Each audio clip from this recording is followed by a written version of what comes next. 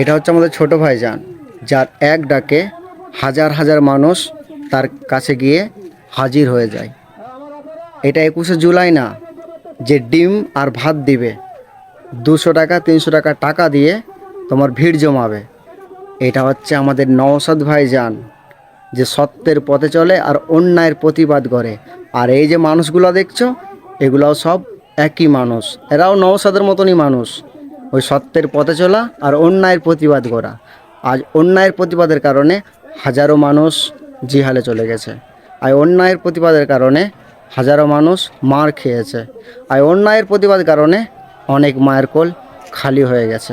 তবে এটা দুঃখের বিষয়, মানুষ কবে বুঝবে?